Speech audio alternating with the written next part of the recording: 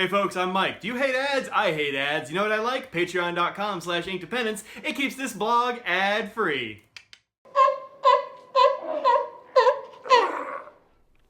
Hello and welcome to Inkdependence.com. Today we have a Robert Oster ink for you, and it is this one. This is Robert Oster Tranquility, which is one of his totally beautiful turquoise inks.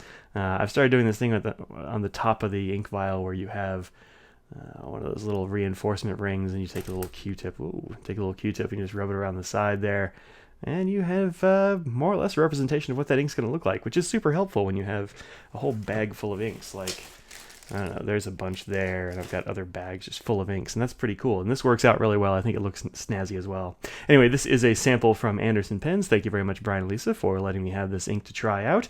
If you buy it, it comes in a bottle like this, which is many more milliliters. These are 50 ml bottles, which is just under 2 ounces. It's a fairly good amount of ink. So anyway, that's not this ink. This is the Hippo Purple I did a little while ago. But nonetheless, you will have a bottle that looks like this if you buy it. All right, set those aside. And let's take a look at this ink on some paper. Here it is on my standard Rhodia number 16 dot pad. I'm a big fan of these Rhodia pads, and this is what I use for sort of a standard review. But I do have lots of other paper I use this on, and it has worked really well on most everything. Now, when I show you the copy paper, as I note here, there's a little bit of feathering and bleeding, but not much on the 20-pound copy paper, and that's just the garbage paper you found in your office in the copy machine. That's literally where I got it. They let me have some. It's fine. Nobody minds. There is some shading and some sheen, both, as I mentioned. Let's let the camera focus here a little bit. Let's see if I can catch the light on it. Give me more light. Aziz light. There you go. You can probably see some of it in this Pilot Custom bit here. And some up in here. Yeah, there you go, that's better. Anyway, plenty of shading and sheen on this guy, and I'm kind of a big fan of that. I like there to be some shading and sheen in inks. I think it makes it interesting. It doesn't have nearly as much shading, not nearly as much sheen anyway, as like Fire and Ice does or stuff like that. Some of those are really intense sheeners. This one you can definitely see the color underneath, which I dig. As far as commentary and such, I had this in 2 different pens. They're pretty radically different pens, even though they do, again, well, I guess one of them's not marked. So they're kind of close to being the same sort of width, but very different behavior. So first up, the Pilot Custom 74, which is this guy. The Pilot Custom 74 is a very cool pen. It's one that I definitely recommend to folks, especially if they can get a good price on it. It's about $165, I think, here in the US, but if you find them online, you can generally find them cheaper.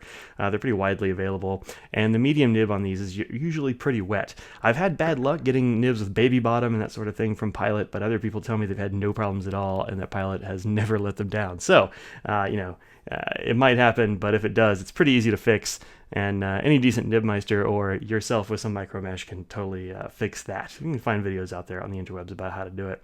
Anyway, this is a very nice wet medium nib that I've had tuned up for myself, and that gives me this much darker line here. The other pen is a much less common pen. This is the Laban PF900, which is this kind of cool pen. It's got a lot of weight. It's like I think it's a brass body, if I'm not mistaken. And it's got this little two-tone nib with almost no decoration or information. It has no size marked on it. I say here it's a fine, and I'm pretty sure that's right. It's probably a fine because it is a Chinese pen, and so I'm guessing it uses this sort of Chinese, Japanese sort of sizes, not the Western sizes, but one never really knows, especially when the darn nib isn't marked. Anyway, this is a great writing pen. It is always consistent. The flow always happens. The only problem with it is you get this weird pitting. See if I can focus close enough to see it. Yeah, you get this weird pitting here on the section, a little bit of corrosion here in the threads. And you don't see this pen around very often anymore, and I think it might be because of this. This is actually the second section I have. I contacted them directly a little while after I got the pen because it started to happen, and they just sent me a new section. In fact, they just sent this section just in an envelope, like a regular old envelope. It wasn't great, but it did arrive. It just started getting pitted. Anyway, so it doesn't look great. It feels a little bit rough, but that's kind of okay on a metal section, I think. Anyway, this is a much, and it's a little bit more stingy, but it's not dry by any means. It's a straight up medium flow sort of pen. And Robert Oster's Tranquility performed admirably in both of those. No problems at all. Definitely much more shading and sheen off of the Pilot nib. Not really much sheen coming off of this Laban. Although here on the eye, you can see the sheen. It gets just like kind of purpley red sheen in there, which is very cool. Anyway, so more consistent color here, but well, here, but more sheen and more shading up here. So if you put an ink in a different nib, sometimes you get a little slightly different results. So there you go. All right. As far as comparisons, this is kind of an interesting ink because it's sort of in that like blue range of turquoise as opposed to the green range of turquoise. And I've got it here next to Private Reserve's Blue Suede, which is the new formulation of Blue Suede. I got this bottle not too long ago, and it's markedly different than the first bottle of Blue Suede I got, I think. But I had that one a long time ago and used it all up. So anyway, it's fairly close to Blue Suede, I suppose, but it's got way more sheen, I think. It's kind of hard to tell depending on the pen you put it in. The Papier Plume Lake Michigan is also fairly close, although when I show you cards here in a second, they're going to look a little bit different. So let's go ahead and look at cards. I've got both of those on cards, so get this swatch here. This is Blue Suede, and this is Lake Michigan on either side of the Tranquility. And you can see Tranquility leans much more blue than either of these. On here, though, the Blue Suede really gave me a whole lot of sheen. I think that's just because it was very, like a lot of ink right in that spot. And then if you're looking at other turquoises, you've also got like Lamy's new Pacific Blue, which is supposed to be just a rebottling of their regular turquoise ink. But to me, this looks like turquoise, and this looks like something else. Like, I don't know, a sky blue or something like this. This reminds me more of like Sailor Sky High, which has recently come back, so check that one out. Anyway, so if you're looking for a greeny bluey turquoise, more blue than that, but way more green than that one, then look at Robert Oster Tranquility. They've also got several others, Torquay, and I don't know, several others to choose from. So if you want a turquoise, man, this is a good place to get a turquoise. All right, let's look at it on some paper right quick.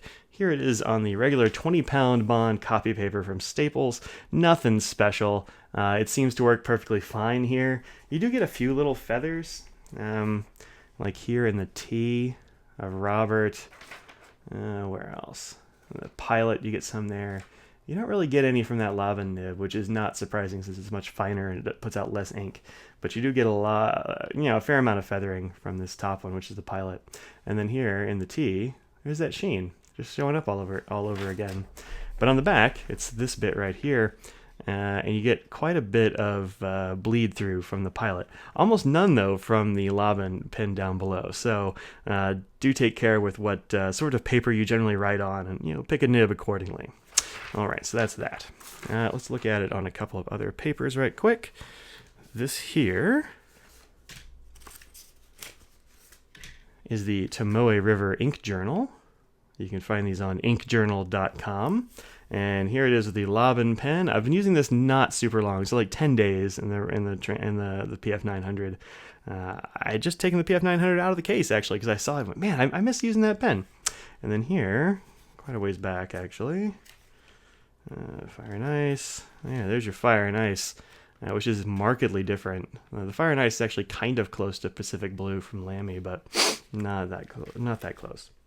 So here's Tranquility right here, and on the Tomoe River you get a huge amount of sheen just in that little squiggle. So there you go, quite a bit of sheen, looks nice. Let's look at some wheat straw paper.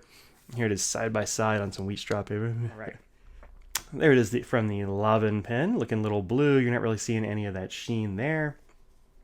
And here again from the Custom 74 from Pilot, a little bit of sheen here in the wording, not really any sheen here. All right, so let's do a water drop test right quick. Then we'll look at the chromatography. We'll call it a day. All right, so here's the water going down. Put some across the words, because why not? There you go. I'm not expecting much of any water resistance here, so I'm going to be a little surprised if there is any at all. Just because of what I know the chromatography looks like. So, all right, that's probably long enough, I would say. Go ahead and mop that guy up. Using a different brand of paper towel here. I don't know why. I just happen to have this one. All right. Make sure we get all the water. And we did. All right. So So most of it coming away onto the paper towel, very little of it sticking around. I suppose you can still read that, but it ain't great. Nobody's gonna look at that and go, "Oh yeah, look how water resistant that is." No, so don't pour a bucket of water on this one. It will straight up go away. All right. And lastly, but not leastly, here is the chromatography. And this is what you're left with at the end of the day, which is very cool. So you have this like nothing down here at the bottom where it started, and then it fades up through greens, a little bit of green trailing through, and then again that bright blue up at the top. And this actually looks a lot like that Lamy Pacific blue, which is here.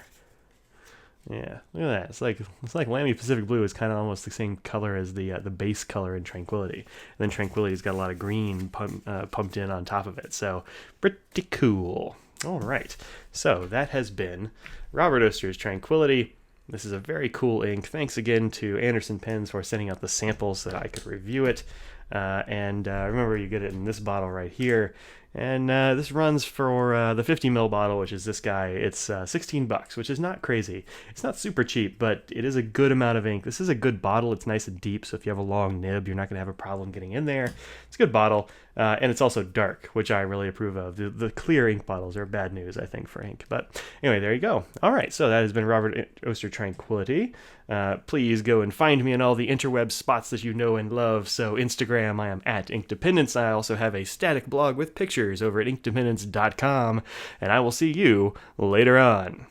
Peace out.